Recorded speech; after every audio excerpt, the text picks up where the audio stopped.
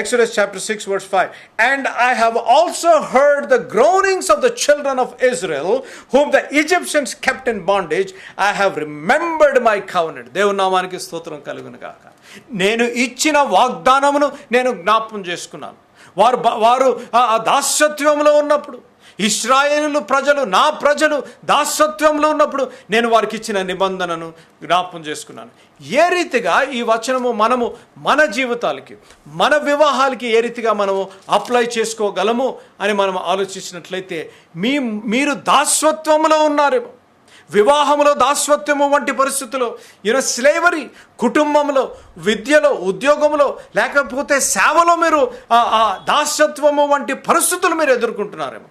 దాసత్వం అంటే ఏదో స్లేవుగా ఉండవసరం లేదు.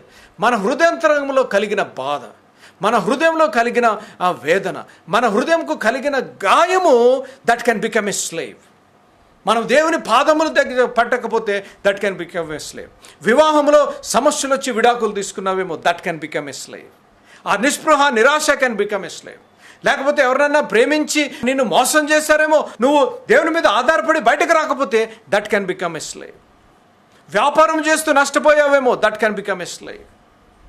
సేవ చేస్తూ దేవుని పరిశుద్ధతగా నువ్వు ఉండలేకపోయావేమో, that can become a slave.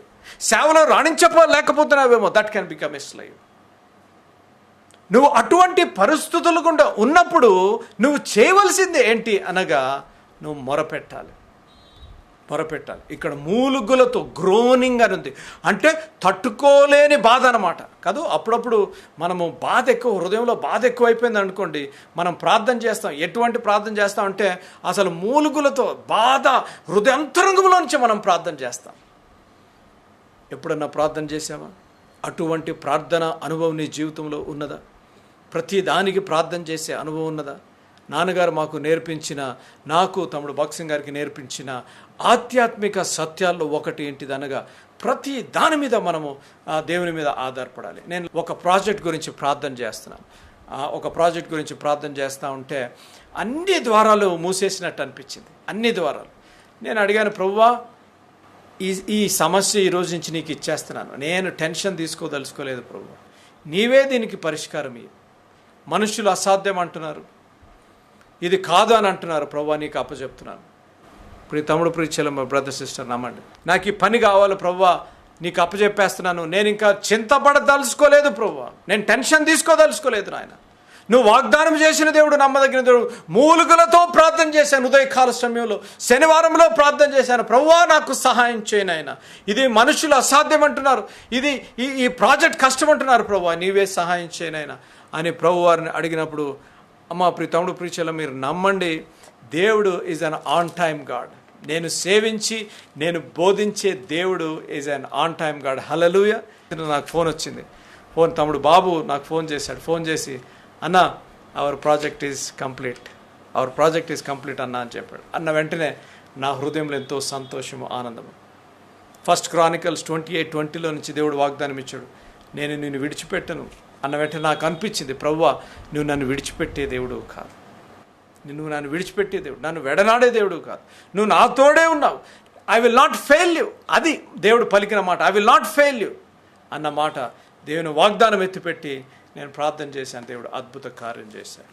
ఇక్కడ మూలుగులతో ప్రార్థన చేయొచ్చు. వారు మూలుగులు యెహోవా దేవుడు విని ఆయన చేసిన నిబంధన జ్ఞాపం చేసుకున్నాడంట. నువ్వు ప్రార్థన చేస్తే, నువ్వు మూలుగులతో హృదయాంతరంగంలో నుంచి నువ్వు ప్రార్థన చేసినట్లయితే, నీ మూలుగులు విని నీ ప్రార్థన వినే దేవుడు, నీ ప్రార్థన వినటమే కాకుండా నీ పరిస్థితిని చూచే దేవుడు, మనము సేవించే, నీవు నేను సేవించే దేవుడు, మనము ఆయన సజీవుడైన దేవుడు. He's a living God, a God who sees, a God who hears and a God who will answer. దేవుని నామానికి స్తోత్రం కలుగును గాక.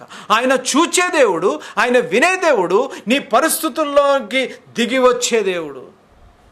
అనేక సార్లు మన జీవితాల్లో కష్ట నష్టాలు, ఇరుకులు, ఇబ్బందులు గుండా వెళ్తున్నప్పుడు ఆయన నా కష్టం చూడటం లేదేమో, వివాహంలో కష్టము, లేకపోతే ఉద్యోగంలో కష్టము, సబ్జెక్ట్స్ కొన్ని ఫెయిల్ అయ్యి కష్టపడుతున్నాను, నాకు ఇంకా ఉద్యోగం రాకటం లేదు, ఫలానా అని కష్టపడిపోతూ దేవుడు నా కష్టాన్ని అర్థం చేసుకుంటా లేడేమో అని అనుకుంటున్నా తమ్ముళ్ళు చెల్లెళ్ళను నేను ఎరుగుదును.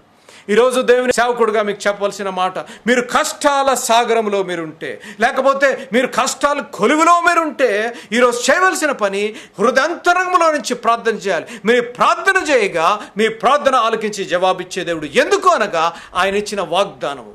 మీరు మీ వాగ్దానం ఎత్తిపెట్టి ప్రార్థన చేయాలి. అనారోగ్యంగా ఉన్నారా? స్వస్థపరచు యెహోవా నేనే అన్నావు కదా ప్రభువా, నాకు వాగ్దానం ఇచ్చావు కదా నాయన, నన్ను స్వస్థపరచు ప్రభువా, నువ్వు ప్రార్థన చేయాలి. శాంతి సమాధానం లేదా? శాంతి ప్రదాత, సమాధానకర్త యెహోవా షలోం, నాయనా నీ శాంతి సమాధానం నాకు అనుగ్రహించు ప్రభువా అని వాగ్దానం ఎత్తిపెట్టి ప్రార్థన చేయాలి. ఆర్థిక పరిస్థితులు గుండా వెళ్తున్నావా? ఫిలిప్పీ 4:19 ఆయన మహదేశ్వర్యములో సమస్తము తీర్చే దేవుడు అని నువ్వు ప్రార్థన చేయాలి.